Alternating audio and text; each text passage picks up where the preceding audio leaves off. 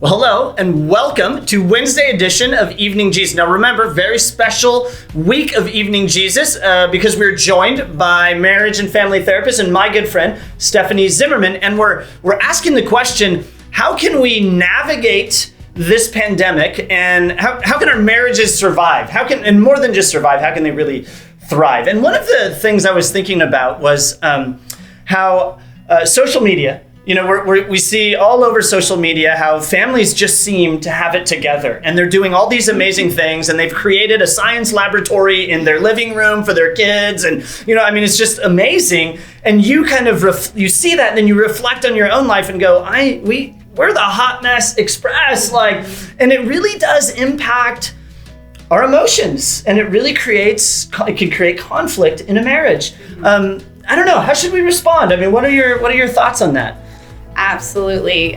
This is not the time to try to do it all. We're in the middle of crisis.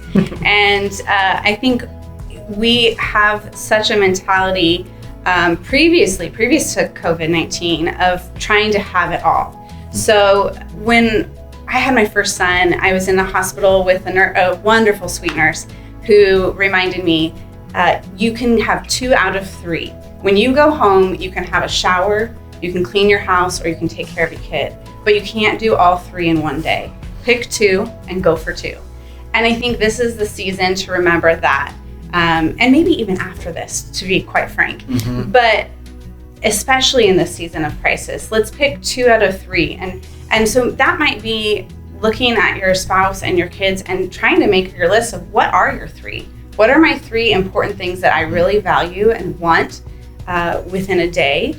But then each day, what 2 of those 3 are actually going to be my goals? Mm-hmm. So, spending time with kids, getting work done, cleaning the house might be 3. You may pick a different 3, mm-hmm. but which 2 out of those 3 is going to be the goal for that day so that you can set yourself up for success rather than you're overloading yourself and you're going to fail before you can start. Wow. Now, would you say when picking your 2 out of 3, because you and your spouse might have a different 2, right? Important to communicate those 2. Hey, just so you know, what's not making my list today is dinner. Absolutely. Right? Or laundry, right? Absolutely. And remember that what is important to you may not be important to your spouse. Mm-hmm. So if it's important to you, don't expect that your spouse take care of that for right. you. Yeah. If it's important to you, take care of that for yourself. And let your spouse take care of what's important for them. And then maybe you come up with collective things Sure. that you guys care about. Oh, wow. So helpful. That's amazing. Thank you so much, Stephanie. And we'll see everybody tomorrow night. See you later.